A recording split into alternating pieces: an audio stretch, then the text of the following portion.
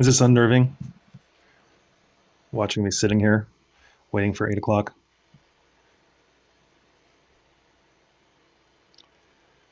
I just wanted to make sure the live feed was working this time. Had some issues in previous weeks. The live feed is up, it's going. So we're good to go.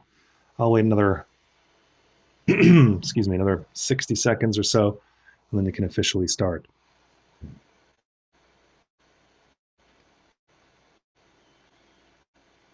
Like I said, I'm sure this is riveting television for all of you.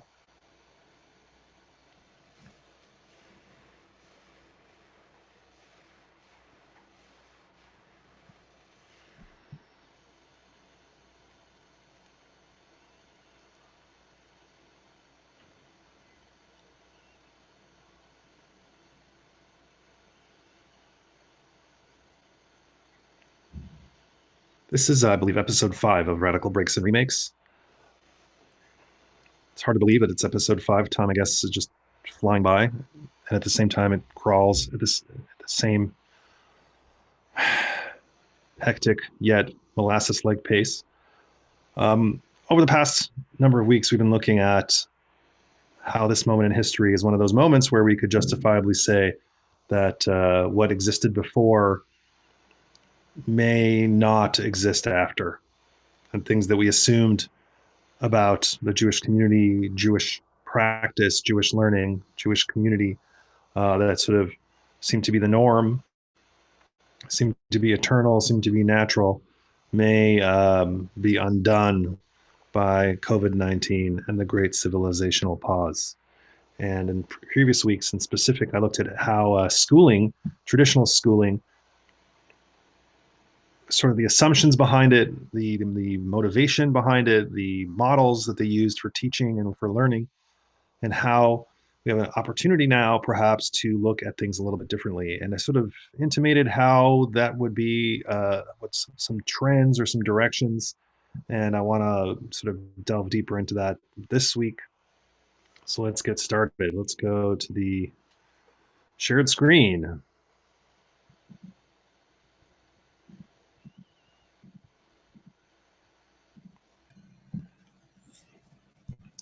So this week, We're going to talk about schooling after COVID. Now, again, everyone we know that is currently alive or has been alive in our lifetimes experienced schooling in a particular way, which we'll call, I guess, the industrial model, the factory model, the traditional model. And you can't think of a thing that seems to be more natural and more entrenched and more ingrained into our lives as school. One could also say that the most observed profession is that of teacher. We spend throughout our childhoods and into our teen years and into our early adulthoods 8 hours a day watching teachers work, or at least what we thought was involved in teacher work. And we thought we understood what teaching meant and how it was done. And it's interesting that, weeks into the quarantine stay at home, parents are going out of their minds when they've been asked to teach. God, this is much harder than I thought. The thing about learning that gets lost in all the modeling we've seen in traditional schools is that, in a sense, living is like learning. Learning is like living, right? It's inherent to human nature, learning, that is. Through learning, we negotiate meaning. We participate in the community through learning. We produce artifacts that capture the experience of learning. Learning creates continuity between the previous generation and the existing generation. It also is an opportunity for discontinuity. It transforms our identity, especially in Jewish education. It also transforms our ability to participate in the world. It also helps me connect my past with my future. It's also teaches me about boundaries and which ones are important to preserve and maybe which ones are important to transcend. It's about engagement. Learning is also about imagination. It also involves an interplay between the local and the global. In short, learning, like living, is social. And we've sort of been confronted with the reality that this is an inescapable yet essential feature, and it's desired. It's something we want. We want learning to be social. And so, looking at how schooling happened in the recent past and how it's going to happen in the future, we may have some sense or semblance of how things are going to go. So, I don't know where you guys are, where you're viewing this program right now. I'm currently in Toronto, Ontario, in Canada, and perhaps in your communities as well. After the September 11th events in 2001, schools sort of upped their security game. They kind of fortified themselves against threats of attack. In intervening years since 2001, they've sort of even upped the game even more because of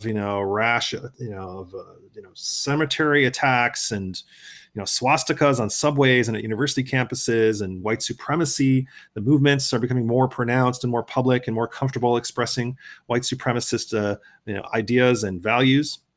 And so Jewish day schools responded by sort of hardening themselves as targets. And then, of course, there are the statistics. According to a 2017 ADL report, anti-Semitic incidents rose, by 86% in the U.S. for the first 3 months of that year. And then 2018 wasn't any better. It was the third highest year on record since records started to be kept in the 70s. So even though there's probably a higher probability that kids inside the school be harmed by, access to peanuts, security measures became the new normal. The idea that, you would come to school and you'd be greeted by a security guard and have to be sort of not swiped through, but, there's like a series of doors that are being held open because if they didn't, they'd lock automatically, where you'd have a security guard greeting you, a teacher greeting you. There's security cameras installed throughout the school, around the perimeter, looking on the outside as well.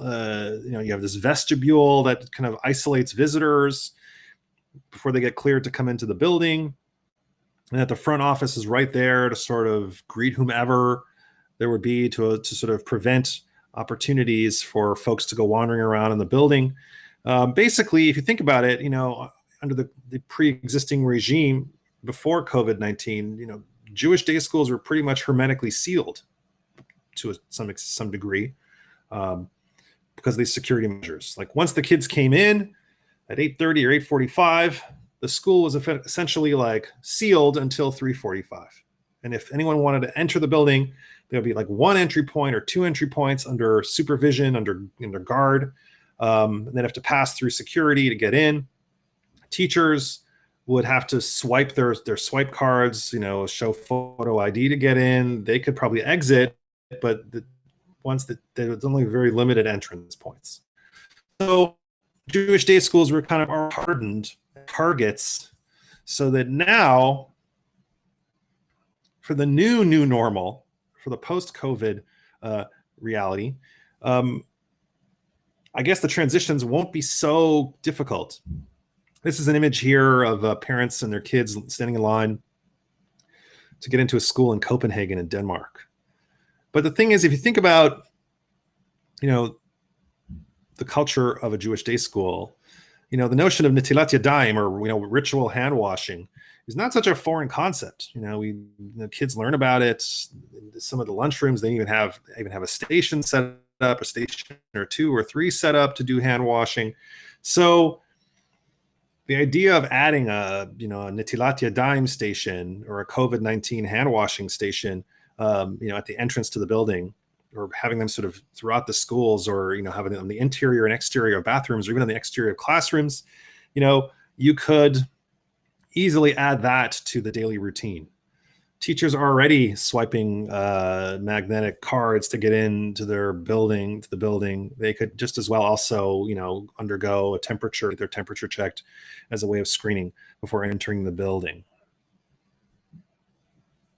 But the thing is that the one kind of unavoidable challenge that the schools are going to have to contend with is class size. So, we talked about like the membrane around the building. We can create a membrane that's porous, yet not too porous. We can sort of monitor who goes in and who comes out. But once we're inside, that's really where the challenge is. Now, again, I'm here speaking from my experience here in Ontario. We had a period in the public system of a series of rolling strikes because, among other reasons, the conservative government tried to cut staff, cut salaries, introduce efficiencies, and the best we're going to see to do that is by increasing class size. They said if we increase the class size from 22 to say 28 students, we can get rid of teachers. It can be more efficient. We could save money. And the thing is, when the government kind of announced this in the run-up to the 2019-2020 school year, and then of course started to lay off and fire teachers, the teachers union responded by saying, this is unacceptable. You're harming kids. You're harming, their ability to learn, et cetera, et cetera. And then there's a series of sort of ever escalating strikes that went on starting in September and was like kind of building up to March break, and then the pandemic. So let's do a little math, shall we? Since we have some time now.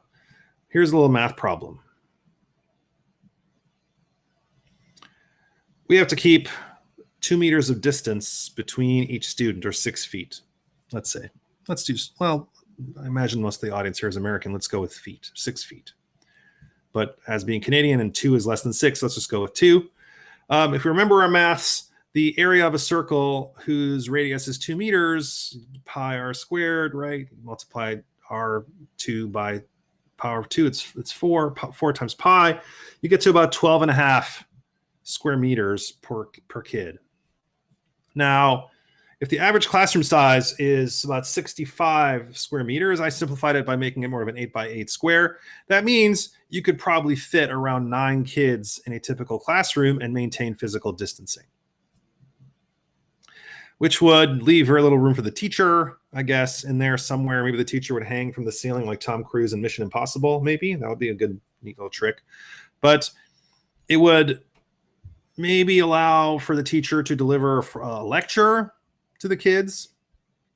I guess you could work in pairs if you maintain 2 meters apart from each other. But although, and this is something that I've always wondered about, if you actually know that everyone in the room is COVID free, do you have to maintain physical distance? See, that's an interesting question that I haven't gotten any clarity on that. So let's just say you have this pod of 9 kids. They're all COVID free. In theory, they could be with it. They could, intermingle freely amongst themselves. And maybe if we were clear, we were aware that the 9 kids were asymptomatic, not even asymptomatic, they were COVID free, you could bump up that number to say 12, right? And the thing is, here is the rub. Even if you had 9 or 12 kids in a room with a teacher, either the kids are going to move to a different room or the teacher's going to move to a different room. So you could potentially have a situation where one person who's asymptomatic can spread the virus to a lot of people. So basically what you end up having to do is you have to say, well, okay, the way we're going to do this is kind of the way that the designers of long-term care facilities are going to think going forward. We have to sort of keep these kids in their pods, create a pod or a bubble, put everyone inside of that bubble, excuse me, and keep them there throughout the whole day. So the teacher stays with the kids and the kids don't mingle or mix with other kids.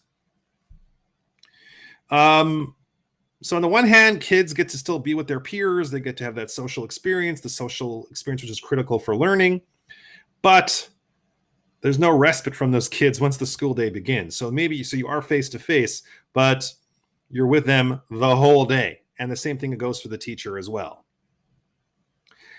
The other advantage to this system is that if somebody tests positive in one of those little bubbles, you can identify everyone else that person's been in contact with because it's only the people in that bubble. And then you could isolate them, quarantine them. The thing is, and everyone's like, well, that's crazy. How can you do that? Well, the thing is, up until now, we've had the norm of 20 kids in a room, 25 kids in a room. Even under optimal circumstances, during flu season, it's a disaster. It's not a good idea to put 25 sweaty kids in a room together under optimal circumstances. So that's one possible solution for how things would work inside the bubble of the school. We could also consider maybe alternative forms of attendance. So you can create a pod of, say, 12 kids where not all 12 kids are attending every day physically. That they could cycle in or cycle out, or kids could just simply say, I prefer the Zoom interface. I find it easier to manage. I prefer to do that, and they should be allowed to Zoom in. So that's one option. Another way of mitigating exposure of the pods to each other is to stagger schedules. And I talked about this a number of weeks back where, in China and in places like Taiwan, they're starting to think about people going to work on A days and B days where, certain types of people will go into work on A days, let's say Monday, Tuesday, and Wednesday. And then other people will go to work on Thursday, Friday, and Sunday. And we could do the same thing in schools as well. Some kids would go in 2 days a week, 2.5 days a week, and some kids would come in the other 2.5 days. We also do, and again, this idea has been floated and discussed, and people have thought about it, but like, it's so deeply entrenched, we can never possibly change it. We can get rid of the farmer-friendly school calendar, which was basically designed to free up kids for choring in the summers. And the thing is that if you think about the way that the school year is set up now in a, late capitalist Western developed society, which two parent family or even one parent family who has the luxury of having a parent be available to their kids for 8 weeks throughout the months of July and August, right? That's what camps are for. We just, create this industry, the camp industry, so that we can sort of have some place to put our kids for 2 months. No one gets 2 months off. Only teachers get 2 months off because the kids aren't there. It's not because we want the teachers to have 2 months off. It's because we want the kids to have 2 months off. But the reality is the calendar doesn't work. It doesn't work for parents in this, late capitalist economy where both parents are usually working and they only get maybe 2-3 weeks of vacation off for the year. We also know of this phenomenon called the summer slide, where students can lose up to 3 months of reading skills and up to 2 months of math skills over the summer. So if we got rid of the 2 months off and had a calendar that was 3 weeks off for 3 months of schooling, we could theoretically re-engineer the school year so that kids would still get time off to be with family and to be with friends and to have vacations and such and off for the holidays, etc. But it would also give them an opportunity to sort of stay in school longer, learn more, be able to give their parents a bit of a break. And believe me, after the parents being asked to do homeschooling, they're going to want that. But in the Jewish day school system, especially, this system has a tremendous opportunity. So, for example, again, sort of thinking out of the box here, if you had 3 weeks off roughly every 3 months, this is what the calendar year would look like. So let's say hypothetically you start after the high holidays, which is the norm in Israel, by the way.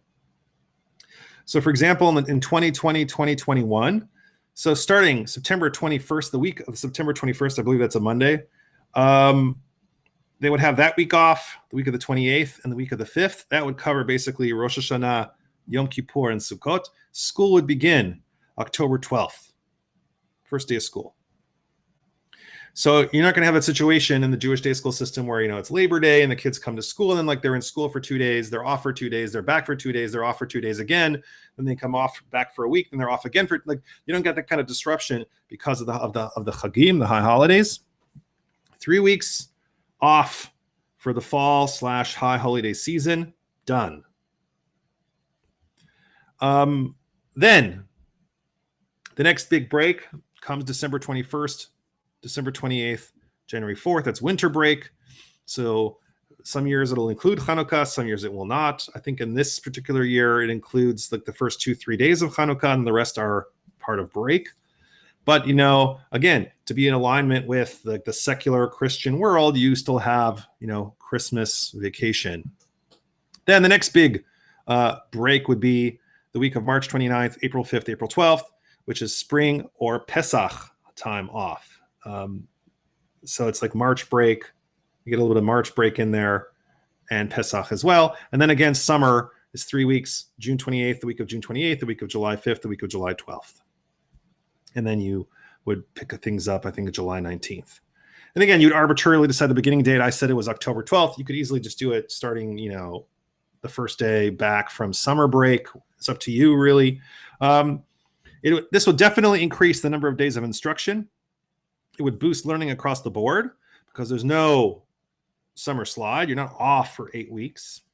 I'm sure camps would hate this. Summer camps would hate it. But I mean, I don't know about you, but I noticed in terms of the trending, in terms of the summer camps my kids go to, kids aren't going away for 8 weeks anymore. They're going away for 4 weeks. They're going away for 3 weeks. They're going for 2 weeks.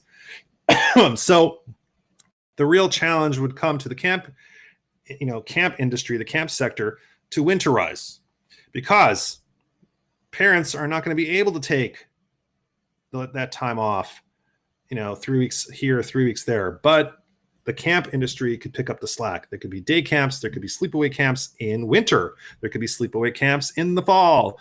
There could be sleepaway camps in the spring. So it's another opportunity for the camping industry to redefine itself. And kids could have, amazing experiences away at camp. For a lot of kids, camp is what they live for, and they shouldn't be deprived that experience. This could also be applied to, periods of, okay, we have to go back on quarantine again. We have to, the shelter in place orders have come back because of a third wave of COVID. This could easily be put in place with that reality as well. Unfortunately, some aspects of the school experience, again, that we have come to accept as permanent as kind of as gravity is, we'd have to do away with assemblies. We have to do away with parent-teacher conferences. We have to do away with sports teams, only because those social experiences subject kids to exposure to people that are outside their pod and outside the membrane. right? When we bring another team into the school, it comes with their coaches and their parents. Parent-teacher conferences brings adults into the building that may be asymptomatic. Assemblies also bring all kinds of people together that we think maybe is a risk we're not willing to take. And this is especially true of assemblies that involve grandparents. We want to protect them from all the germs that kids are carrying around. Now, one of the other interesting phenomena that we're sort of encountering now, and we're sort of working through this here in Toronto as well, as the TDSB, the Toronto District School Board, continues to sort of try to go online, is that we have to bridge the digital divide.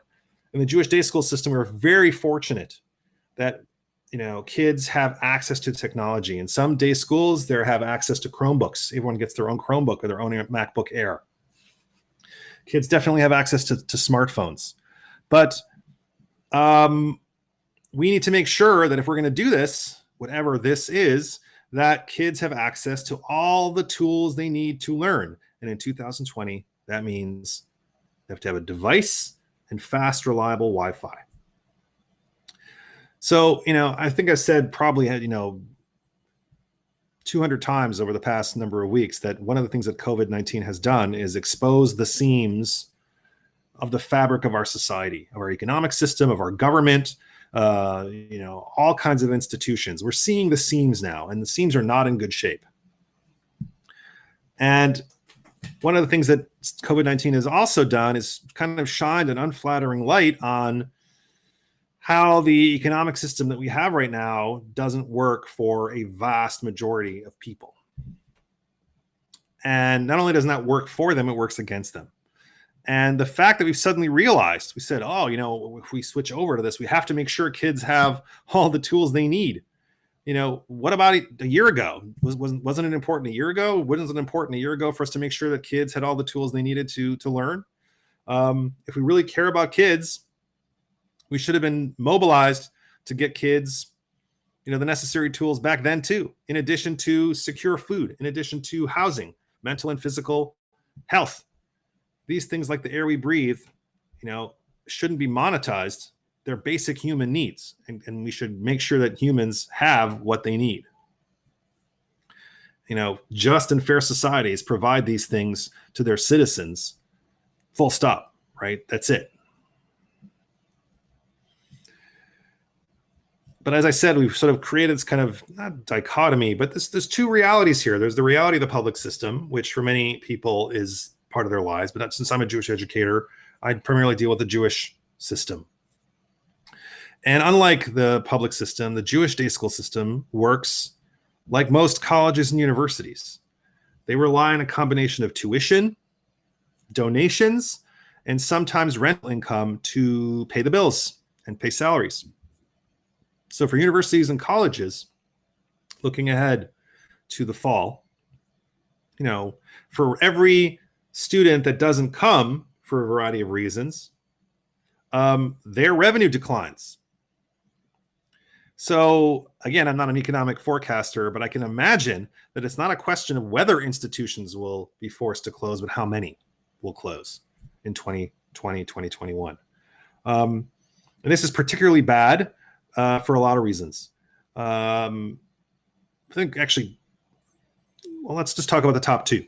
Number one, universities and colleges employ hundreds of thousands of people across Canada and something like 3 million in the United States. And with tenure and union representation, higher ed is considered one of the most stable workplaces in their various localities, in their states and municipalities that are here in the province. Universities also drive research and innovation. The same is true for day schools. I've already told my son's day school that they should hold off, with the payments for 2020, 2021. Because of the ongoing uncertainty. And I'm sure that in aggregate, this will impact their bottom line. There's no doubt it's going to impact their bottom line. So as we look across the landscape, the Jewish landscape, for our kids, we can wonder, not whether, some will be closed, but how many will close. And so we kind of have to ask this question. Should we allow Jewish day schools to close? Now, what inspired me to write the book, End of the Jews, was the 2008-2009 financial crisis. And we did see schools close then. According to Marvin Schick, who conducted a census for the Avichai Foundation in 2013, he said there was a 2.5% drop in non-Orthodox enrollment over the previous 5 years. So from 2008 to 2013, the numbers dropped 2.5%, which doesn't sound catastrophic, right? Oh, so just drop 2.5%. How big is it? It's little, right? 2%. It's not very much. But institutionally, the story is very different.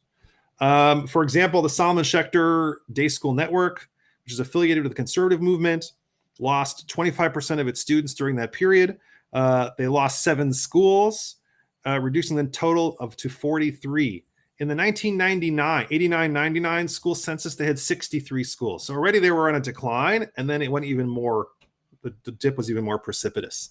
Since then, they lost 7 more schools. So now, like I said, they're down to 43. In 2013, again, this is when the study came out, the Reform Movement had about 4,000 kids in 13 schools. This was down from 4,569 kids in 17 schools. They lost 4 schools in the process. Here in Toronto, we have a very different case than they do in the United States. More than half of the Jewish kids, to take all the Jewish kids in the city, more than half of them get some kind of Jewish education. We've seen a significant contraction since 2008. In the last 2-3 years alone, we've seen 3 high-profile campus closings, meaning there were schools that had multiple campuses that started to close them. We also had a high-profile bailout of this city's largest and only community high school. So you throw in the high cost of tuition, which usually outstrips the cost of living and inflation. And we're going to have another wave of closures. It's not a question, like I said, of if, but how many.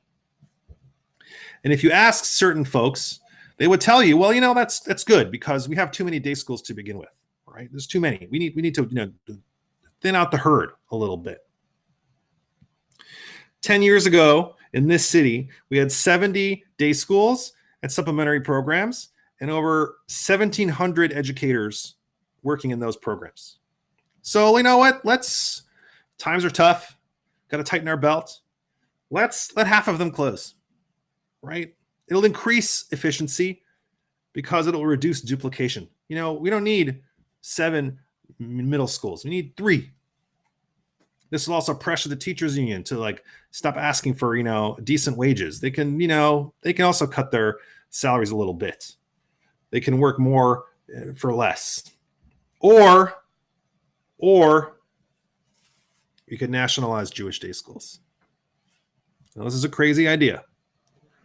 But if we consider Jewish learning to be this essential Jewish service, something we see as critical for the survival of our people, then at this time, we need to take Jewish education out of private hands and the whims of private funders and organize Jewish education for our kids on a national level.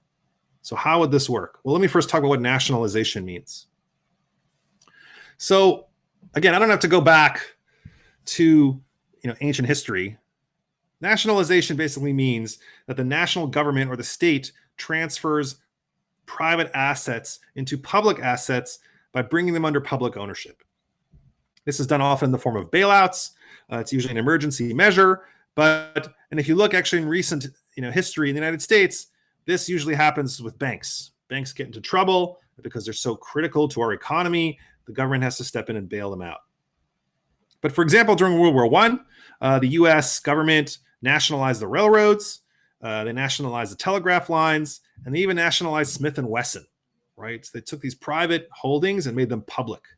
During World War II, the U.S. government seized railroads, coal mines, Midwest trucking operations, and other companies, including briefly Montgomery Ward's.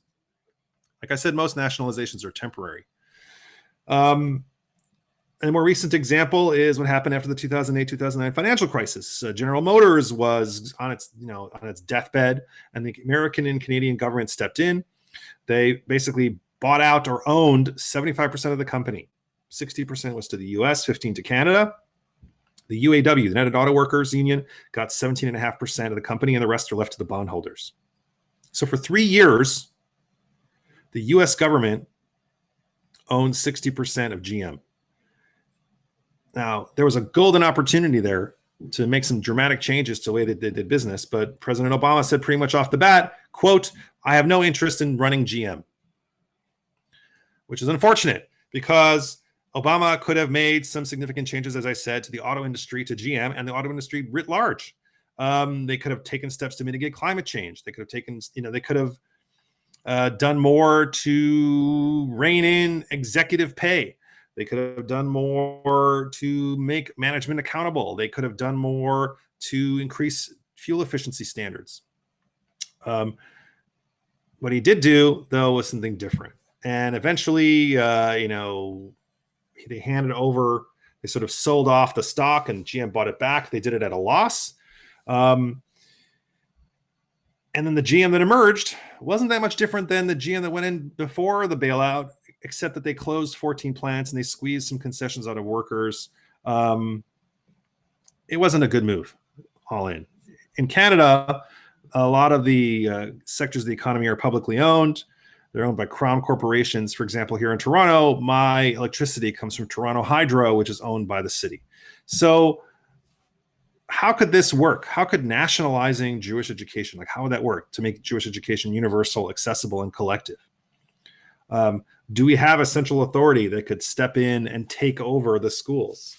Would that be the local Jewish Federation? But then I wonder, how democratic are those institutions? How would they fund this process? Do they have enough schlep to tithe the community? I mean, are people going to pony up? This is always the big question, about affordability. What if we created a community fund? Well, how much should every person contribute? And would the more affluent in the community go for it because they're going to be asked to pay a lot more for the same thing that someone less affluent is going to pay for, right? If the day school is the product, and I'm paying, a percentage of my salary, a much richer person is going to pay a higher percentage. Proportionally, it's the same, right? My 10% is their 10%. 10% is 10%, but my 10% is different than their 10%. Also, aren't some of the denominational differences irreconcilable, right? Orthodox parents may not want their kids to be exposed to the ideologies of other denominations. Reform and conservative parents, might worry that their kids won't learn anything about Reform Judaism or conservative Judaism. They won't know how to behave in their synagogue settings because of the education they're getting. So next week, we're going to look at these questions. We're going to explore these questions. We're going to try to figure out how such a thing could work, because it may be the solution we need if we want Jewish education to continue post-COVID. So, as they say,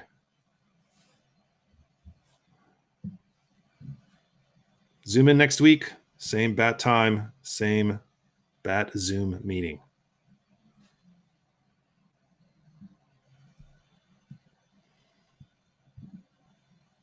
So we'll see you then, same time. If you have any questions or comments for me, you can reach out to me at Dr. Dan Aviv, DRDANAVIV at gmail.com, or at Dr. Dan, DRDAN at adraba.ca. That's ADRABA.ca. Otherwise, I guess you can reach out to Dan or Lex and they can get a note to me if you have any ideas how we're going to do this, how we're going to nationalize Jewish education so that all of our kids can benefit going forward into the 21st century. Have a good evening, everyone. And I guess it's a bit late to say Chag Sameach.